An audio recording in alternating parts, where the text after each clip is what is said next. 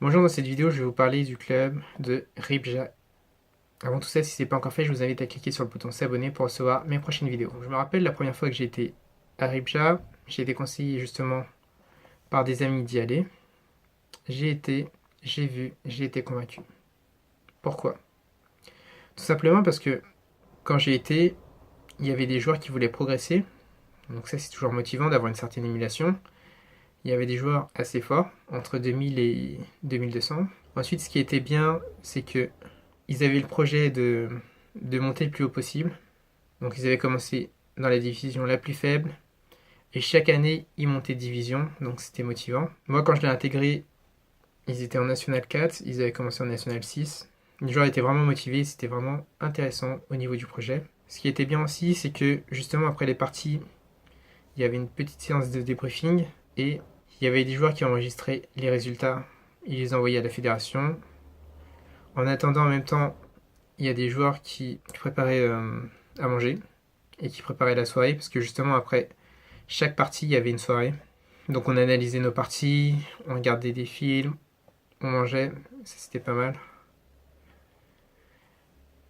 Et c'est un peu dommage qu'il n'y a pas trop ça dans les autres clubs, mais dans ce club-là il y avait.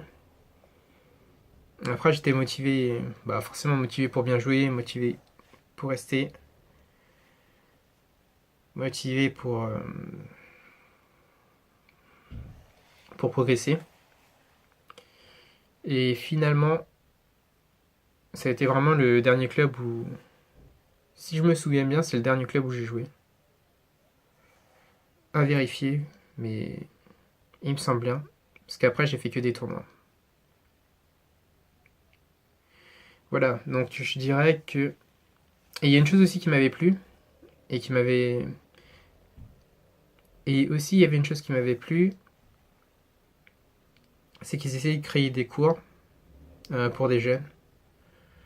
Je sais qu'à l'époque, on commençait à mettre ça en place. Donc après, moi, je suis parti. Je sais pas. Dernièrement, ce que j'ai vu, c'était pas encore fait. Mais il me semble qu'ils avaient toujours l'ambition de le faire. Donc il y a des démarches à faire, ça prend du temps. Et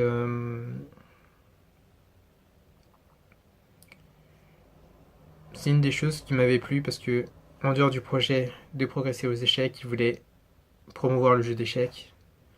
Et ça, c'est parfait. Maintenant, je dirais aussi que, en plus de tout ça, moi je considère que c'est le meilleur club au niveau de l'ambiance. Comme je disais, tout le monde se connaissait. Donc ça, c'était bien. Et je dirais aussi que c'est vrai que pour l'instant, le club n'était pas spécialement adapté pour les enfants. Parce que forcément, les parties sont les dimanches. Et ensuite, le lundi, ils ont école le matin, très tôt.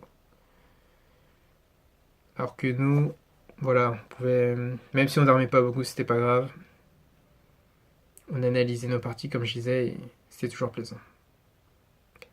Donc si vous voulez un club familial où vous pouvez progresser,